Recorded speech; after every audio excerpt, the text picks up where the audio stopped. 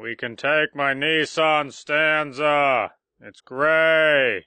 Mostly. Dick jokes and insight on cars. When Iacocca marketed the K-platform caravan in the early 1980s, the vehicle drove an oak stake through the Buick Roadmaster and by association the entire 1970s meritocracy of front-engine, rear-wheel drive family cars. The caravan was the new king of the cul-de-sac and ferried you and all of your friends to Nobles, including that one obnoxious kid who would make actual conversation with your mom every time he came over to play Rocky Super Action Boxing on ColecoVision. Yet, the caravan was a premium item, and owning one of these was a hard sell for the hard up. Nevertheless, the caravan championed transverse engines and front-wheel drive in a way the original Mini couldn't. Japanese manufacturers followed suit and welcomed the early 90s by taking portable belt sanders to any hard edge on their new exports. The Stanza, which later became the Nissan Altima, handles moderately well for a car that dropped the floor out of what we now know as base models. It's the perfect car for navigating the social politics of the late 80s and early 90s corporate America, sharing near beers after hours with a branch manager who honestly thought Joe Isuzu commercials were the summit of American comedy. The engine, right, 140 horsepower with sequential fuel injection. In the early 90s, you had to make that clear. Sequential fuel injection, okay, that was a new thing, because before sequential fuel injection, all you had was two electronically controlled Misty sprayers at the throttle body, just fuel just in 140 horsepower in 1991. That's 8 more horsepower than the second generation Neon released 9 years later. Oh, and you can bring all of this up with that moderately attractive dental hygienist from Upper Darby, but it won't disguise the cheap evening ahead. 1991, Nirvana's Nevermind album came out the same year as this Stanza, and the I don't wanna and leave me alone non-committal nature of grunge rock is visible through the gray on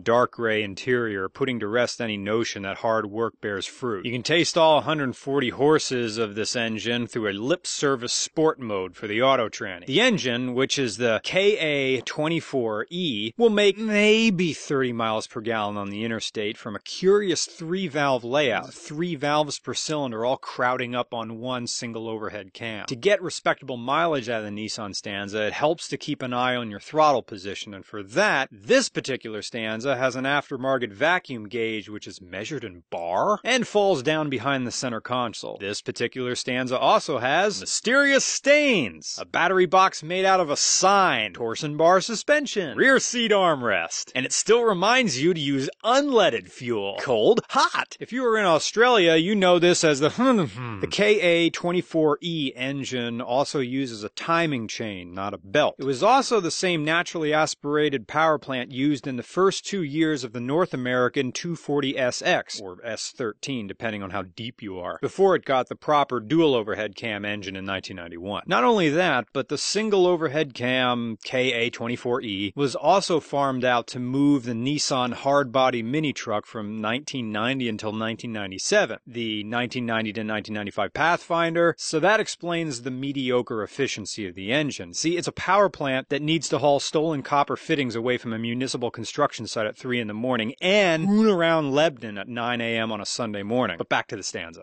This car is basically that one girl who is always telling you about that crazy dream she had. You might not mind spending time with her, and she might even be a nice +1 for the inevitable wedding of people you haven't seen since the Phantom Gore administration, but there's no evolution for that relationship, no upward mobility, and no calm reassurance that no, this isn't as good as it gets, it will get better, she will let you do the below-the-waist stuff if only you tell her she's pretty every once in a while. This Nissan Stanza is a free throw directly into the air above you. When the ball inevitably comes crashing down, all you have to show for the effort is a $3,000 emergency room bill and an Owen Wilson nose.